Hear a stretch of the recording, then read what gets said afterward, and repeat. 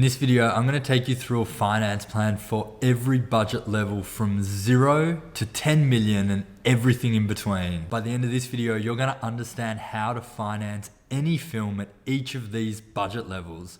And make sure you do stick around until the end because I'm going to give you some advice on which budget level I think you should focus on depending on the stage of your career. Okay, so let's dive in here. What I have in front of me is an Excel spreadsheet, and you can see at the bottom I've got a number of tabs down here, and each of these tabs really represents a different budget range that gets you from 0 to 10 mil.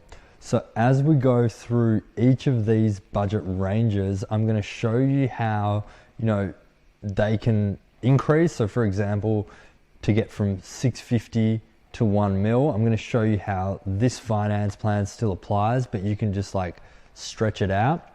And then basically there will be a tipping point where it then makes sense to go over into the next budget range. And so this is really useful and important to see, because often as filmmakers we're asked like, what's the budget range of the film, or what is the budget of the film?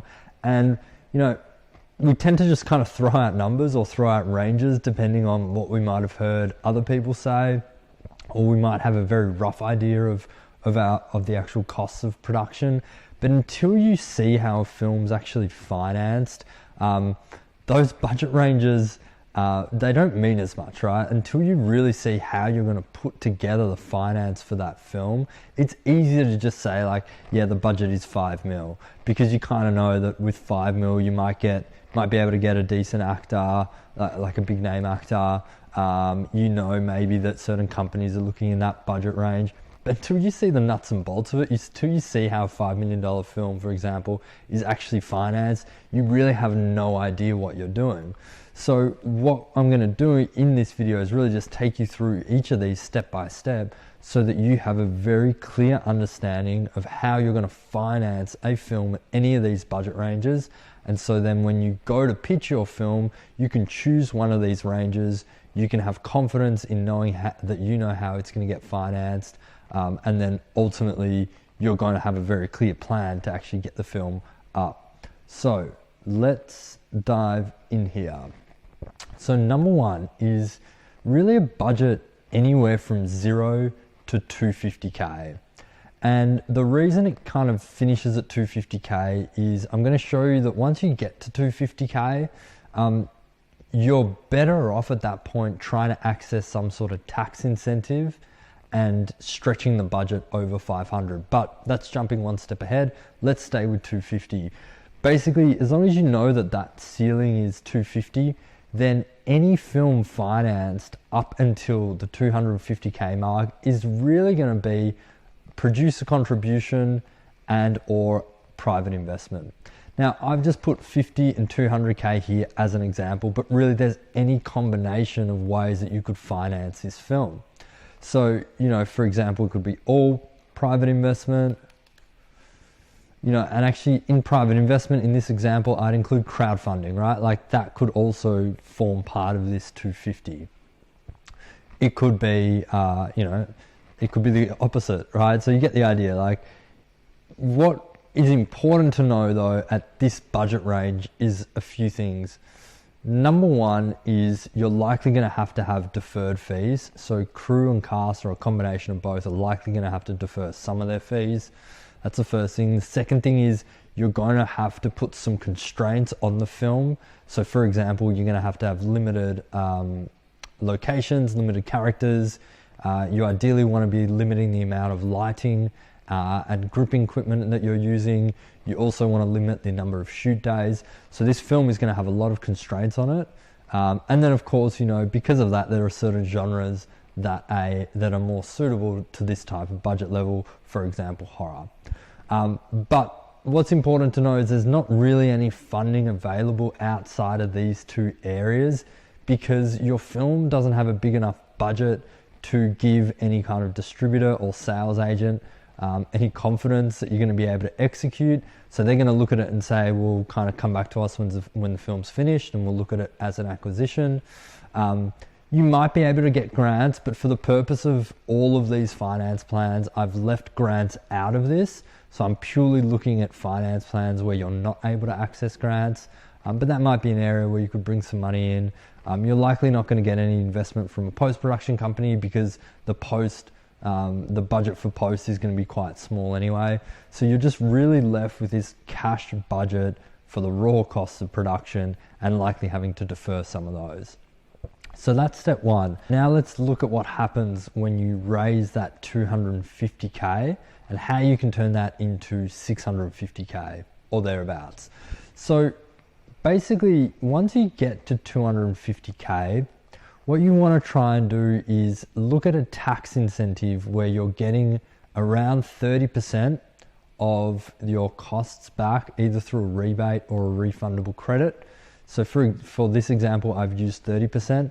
If you can get 40%, right? Like if you're in Australia or certain countries in Europe, there is absolutely access to 40%. So that would make this finance plan even easier to kind of work.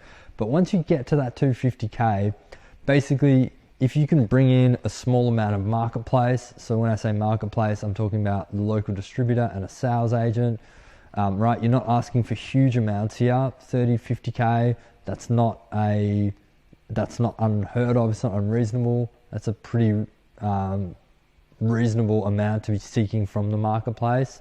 And particularly in proportion to the total budget, right? You can see like international, that's only 7%, domestic, that's only 4%. So it's not much of the total.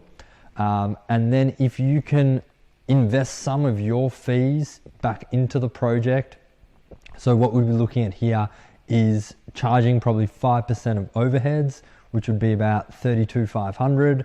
And then you'd be taking home, between the producer, the director, and the writer, you're probably looking at around kind of 13 to 14% of the total budget. So that gets you, about another 100K. So you're getting 135K between all of those fees, and you're investing half of that back in. Now that assumes that your your director is also your writer, and your producer and the director are working as a team, right? They're kind of in it in some sort of like 50-50 partnership. But if I was financing a film like this, that would be part of the plan, right? You would want to be trying to find a director-driven project where you can team up on it and really go into it 50-50 as partners. If they're not the writer, that's not a huge, I wouldn't say that's a deal breaker, but it does help because again, they can charge the writing fees. So then we're assuming a post-production spend of around 30% of the budget, which is around 180. So they're investing 50% of that back in. And that's basically how you can get to 650K. So if you get to 250 in private equity, then immediately, just by knowing what you're doing, by really understanding tax incentives, by knowing how to go and pitch to the marketplace, you've just almost like tripled your budget, right? From 250 to 650, not quite triple, but certainly more than doubled your budget. And so that's just going to give you way more money to play with, particularly when it comes to the production aspect, right? So not post, not above the line, not your other expenses, just that production time. You're going to have a lot more money to spend. Interestingly, if you went out and raised another 100K, for example, then that's going to add another 100K to your total budget. So now you've got 750K. So you can see that, I'll just show you 750. And then what that does is it also increases your production, your qualifying production expenditure for the tax incentive, right? So that's going to be probably like 660. So now you've also created more in your tax incentive. So you've actually got a surplus of 33K. So now you can increase your budget again. And then that's going to get you, right? So you can see just by adding another 100K, you actually almost, you're going to create close to another 150K of budget. So once your tax incentive becomes part of the finance plan, every dollar that you raise then kind of multiplies. So it's not just dollar for dollar after that. It's, you know, I don't know the exact figure, but you're adding more than $1 to each dollar of private equity that you're raising. So that's how you would go from, you know, 250K in cash to 650, and then from there, the extra private equity you raise is just going to multiply in terms of the dollar, and that's going to get you a higher total budget figure. Now, worth noting that at 650K, I don't think that you could really push the marketplace much further. I think that's probably where it's going to sit, because you're not going to have any big names in there. Your budget isn't huge, so there's still a question mark about whether you're going to execute. So, you know, in order to get this money, you need a really good screenplay. Ideally, you're in a genre that is, you know, commercial. So, you know, horror, sci-fi, thriller, action. You're in one of those genres. It's going to be a little bit easier to sell. And then also you have some body of work, even if it's just short films, that really is a good example of what you're going to now execute at a larger scale. So that's option number 2. When you get past this, you get to that $1 million mark kind of pretty quickly, right? So in this example, what I've done is I've pushed the private investment up to around 360K. So we've added another 100K of private equity. But because of the budget figure, what I've done now is I've pushed up the marketplace. And the reason that I've done that is because at $1 million, you might be able to attract a known actor, not an A-list actor, but maybe someone that's done some TV, someone whose face is recognizable, or maybe a really good up-and-coming actor, and they might help you get a larger amount from the marketplace. So your tax incentive is still in here at 30%. Your producer contribution is in there. Now, interestingly, you know, if you're charging 5% as overheads, that's 50%, and then you only need to add another 25K in there when you're likely still between the producer, director, writer, taking around kind of 12 to 13% of this. So you're not investing or reinvesting as much of your fees back into the project at this point. And then post-production, again, assuming that it's a 30% post-spend of the total budget, which is 300K, and 50% going back in, that's 150K. So this is how $1 million budget would be financed. Now, obviously, things can change depending on the project, right? So for example, you know, what if you're not able to get a sales agent in at 100, but you can get one of them in at 50K? Well, then you'd simply say, well, I need to go and raise another 50K in private equity to close that gap. Wrong calculations there. Right, so that would be the answer to how you would solve that problem. So this should give you the bones of what a $1 million film will look like. It will certainly indicate which sources of finance you want to be able to raise, right? So if you're raising $1 million, you want to be taking advantage of a tax incentive, the marketplace. You want to be going out to the marketplace and getting them attached to the project, and you want to have structured some deals with you as a producer, the director, and the post-production company. Those are the sources of finance. And really those things now, once you get a tax incentive, once that's part of the finance plan, you know, my view is that every finance plan after that should really have a combination of all these things. The reason is that if you can bring in finance from other areas other than private equity, you're going to make it easier to finance a film, because the less private equity you need to raise, the easier your raise is going to be, because private equity is always the hardest part, right? So going through this, you know, tax incentive, you just have to be eligible. Producer contribution, you choose how much you want to invest. Post-production, you've just got to go do a deal with a company. Distributor and sales agent, you know, there is a specific number of those companies that exist. It's not difficult to get their contact details or to go through someone who knows them and pitch the project to them. And if you're having, if you're struggling with that, I absolutely recommend that you reach out to us. But it's not that hard to get the project in front of those people, right? So you should be able to knock all of these things over, and then you're really just left with the private equity. And so the more we can decrease the private equity that you need to raise, particularly in proportion to the total budget, the easier a film is going to be to finance. So that's always what we're looking at doing with these finance plans. And that's why, particularly with our films, you always see a combination of these sources of finance. So that's $1 million. Let's take it up to $3 million and see what that looks like. So when you get to $3 million, a few interesting things happen. Number one is you need a lot more from the marketplace, right? So you're going from like 50K and 100K to 200K and $500,000. To command that sort of money from the marketplace, you're getting into, it's got to be close to A-list, right? Like it's not going to be the Christian Bales and Brad Pitts and Margot Robbies of the world.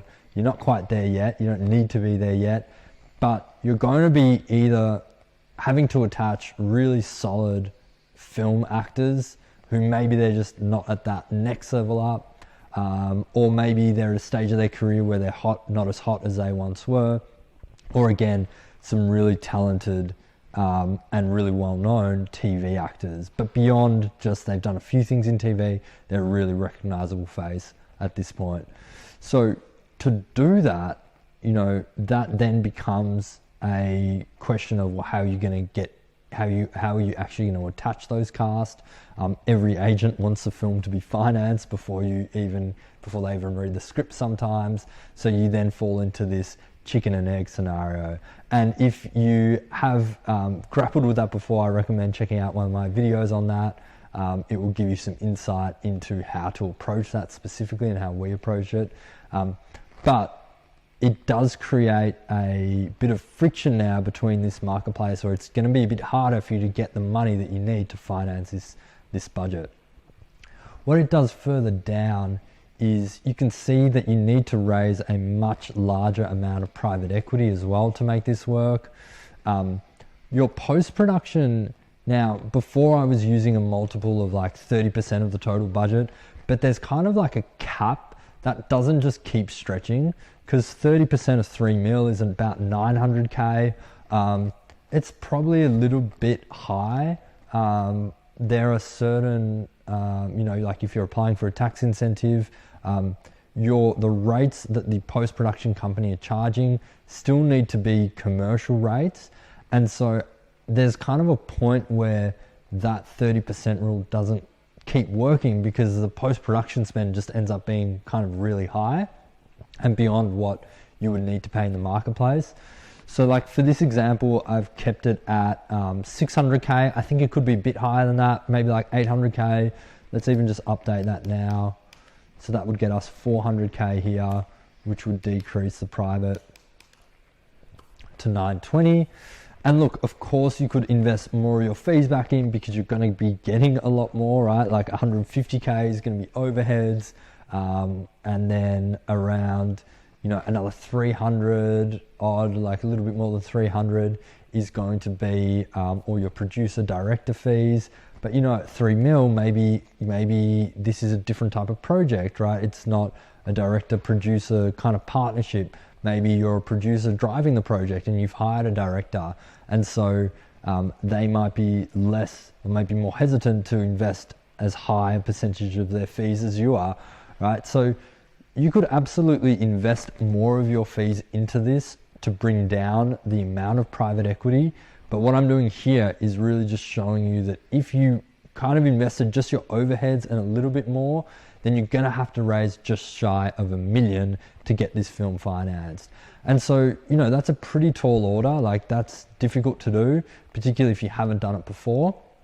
And so it's good to just keep in mind, like, the difference between $1 million where you're at like 360 to $3 million where you're getting close to like $1 million in private equity. That's a big jump. You're having to raise 3 times the amount of private equity just to get this film financed. And so that's absolutely worth keeping in mind when you're thinking about where the budget should sit. Now, importantly, in that $1 to $3 million range, I think there's a lot of scope to kind of work within that. And I think that, as you can see from this like finance plan, when you're getting to that $3 million mark, it does become a lot more difficult. And so if I was making an independent film, which I do a lot, I'd be trying to get this budget closer to around 2 mil, because that's just going to be a bit easier to finance across the board. And I'll just show you like what that looks like now.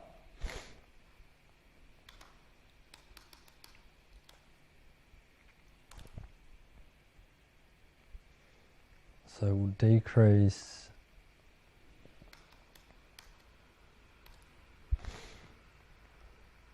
We'll bring the marketplace down first.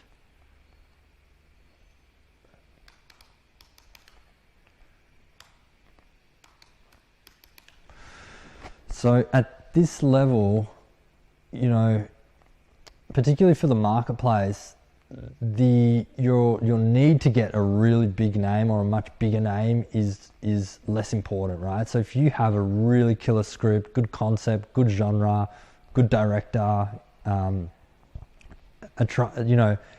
250K from a sales agent is doable at this budget range, and you know, provided those elements are really kind of high quality. But you know, your private equity has dropped, you'd have to reinvest a little bit more, you know, like we could bring that down to maybe 150, and then your private equity to 690. But you can see, you know, the difference between a 3 million and a 2 million is actually quite substantial, because you're raising almost 300K less in private equity, and then you need much less from the marketplace, like half of what you needed. And so that means there's less, it's going to hinge less on getting a really big name into the project than it would if you were sitting at around 2 mil. So that's 3 mil. Let's have a look at 5 mil. Now, a few things to note on the 5 mil finance plan. Number one is, again, your marketplace goes up dramatically, right? So now you're looking at $500,000 domestic and $1 million international. So you really need some solid actors in this. You need either current A-list or former A-list actors, people who are really going to move the needle in the marketplace. So we're talking about names, faces that are instantly recognizable around the world. Because for a sales agent to put up $1 million, they need to know that they can sell that to multiple territories. And the way that they're going to do that more than anything is through cast. So it becomes a lot more cast dependent. Tax incentive is still the same. Producer contribution, I've got it 350. You know, again, 5% coming from overheads, putting in a bit more. Post-production's at 800K, so I've kind of capped that out there. Maybe you could push it a bit further. You know, if it was a film that had heaps of VFX, for example, that post bill could be much higher. So that could certainly push out. But even still, you know, you're looking at around 1.4 mil in private equity that you need to raise. Now, I think you could absolutely push that out with post. I think you could increase the post spend and the post investment, maybe bring down the private equity a bit, but you still have a large amount of marketplace to raise. And so this is where having really high quality script, instantly and internationally recognizable actors and an experienced director would be, I think, kind of almost prerequisites to getting a film like this financed and into production. So here, I think, you know, obviously your private has gone up again by a few $100,000, but I think really the difficulty here becomes even more so around the marketplace, being able to command that much from the marketplace.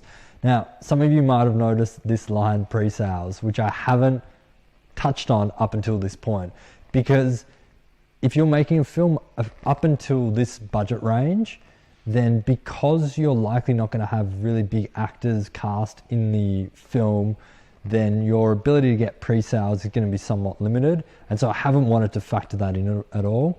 And you wouldn't factor the pre-sales into this project or into this finance plan until those things started to materialize. But I do think that there's a version of this finance plan where there are pre-sales also forming part of this finance plan. And that also helps bring down potentially the amount of private equity that you need to raise. But you can see, you know, we're getting close to like 1.5 million private equity. But at the same time, you know, you raise 1.5 and you can make a $5 million film with some really big names. You're going to have a lot of money to spend on production, a lot of money on post. You'd be able to make a high quality film for this budget level. Now I'm not going to go into, you know, the potential of making that money back, because that's a whole nother discussion, right? Like, how much do you need to make 1.4 mil back? But I recommend, if you're interested in that type of thing, check out another one of my videos on that subject. So that's 5 mil. And then let's take a look at 10 mil.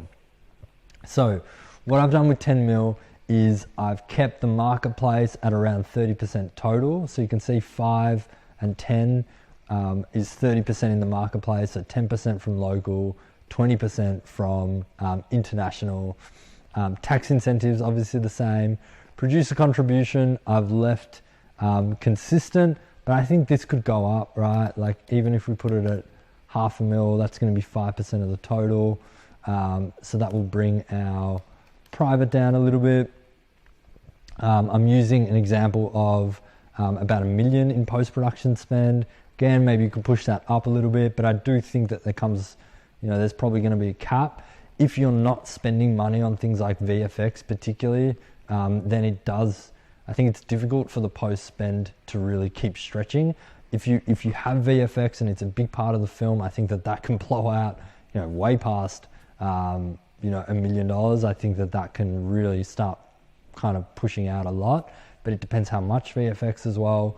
But, you know, if it is a very VFX heavy film, I think that's where the post quote could go up further.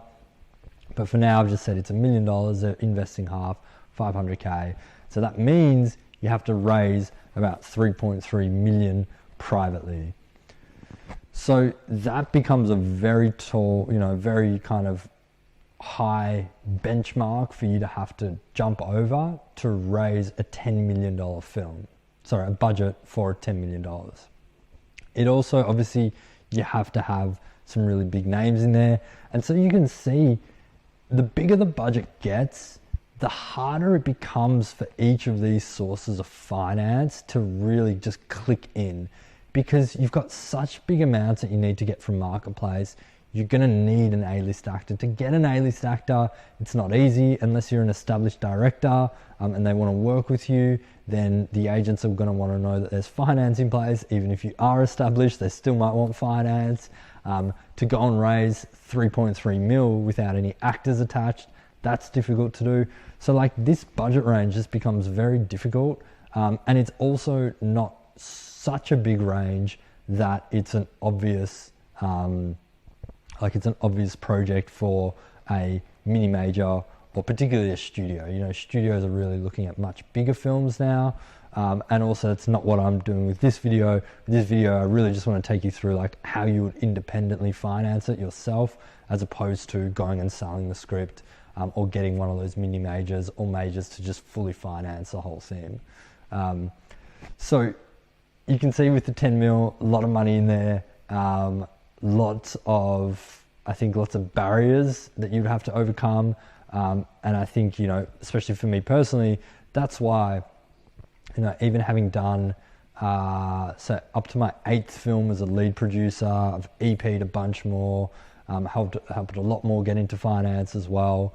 But really, we're only now looking at our first film that's going to sit somewhere around the like 5, probably like closer to 7, so somewhere in here. But really, we've been playing in this area here. So sub 3 mil, and even sub 2 mil more than anything because of what I showed you earlier with that $2 million film. It's just much easier to finance than even a $3 million film. So the majority of films that we've been financing at the independent level are sub 2 mil, and the reason is they're just much easier to finance. So depending on where you're at in kind of the stage of your career, the way that I would approach it is, if you're starting out, I would stick in this range here. So one of these two. Either go and make that super micro budget film because you have the money, it's available, or you know where you can get it, or you can save up for it, or you can get some mates and you can all pitch in and finance it that way, and you can just go and make it. And I think at the start it's important to just make the film, right? Get the first one under your belt. If for some reason or by some chance you're fortunate enough to have access to private equity or people that can introduce you to people with private equity, I would stick to raising, around 250, because anything more than that, I mean, it's risky once you get over like 50 to 100K, but what I would want to avoid is going and trying to raise like $1 million the first go. Number one, it's hard to do. Number two, it's hard to make that money back. So if you're starting out, and you can raise 250K some way, then stick to around that figure, get it to like 650, maybe a bit higher, and make the film for that budget.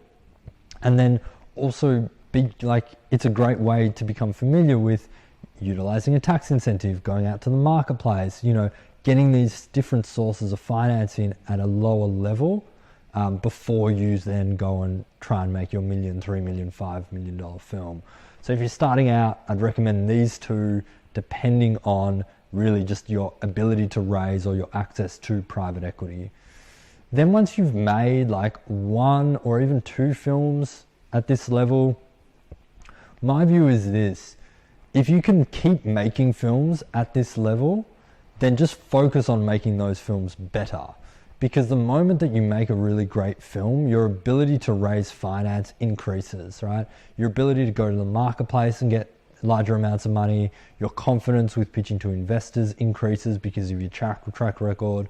And so I would say there's no harm in staying in this area. If you can continue to finance your films, I would just do that until you make a really great film, and then focus on going up to $1 million next, right? And then from $1 million, make your kind of $1 to $2 million film.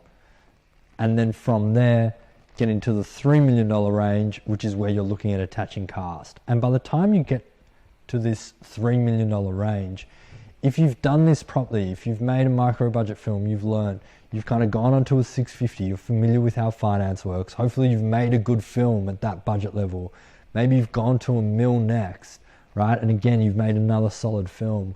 Then you've got a track record there where you can go out to talent agents, you can go out to sales agents, and you're going to be able to pitch a film at a higher budget level that is going to give them the confidence that you know what you're doing and that you can execute and that you can make a high quality film. So I would really focus on doing it in that way. And then even when you get to this range here, this like $1 to $3 million range, I think that's a really nice sweet spot for independent films. Like if you can just keep making films around this budget range, then I would just continue to do that and just again keep getting better at that stage until, hopefully, ideally, bigger companies, bigger production companies, mini majors, streaming platforms, they see what you're doing at this level and they want you to come on board and produce, direct, one of their projects at this higher budget level, and they're going to finance it. And if they're going to finance it, that just is going to make your life a lot easier, because we've seen how difficult it is to independently finance one of these films. Of course, if no one comes knocking and you just want to keep increasing, which is really my kind of strategy at the moment, it's just get into a budget range, make a bunch of films in there, then when I'm really confident and comfortable, move up to the next budget range. I think you can absolutely do it that way as well. Keep in mind, this has taken me 5, 6, 7 years now from when I made, and probably even 8 years from when I made my very first film down here at 150K. So 8 years, call it 7 years to get to here, and then making the leap up to here, you know, really in like the 8th year. So that's it for this video. I hope you enjoyed it. I hope it was informative and you got a lot out of it. If you have any questions, drop them in the comment section below. I'd be happy to follow up with you.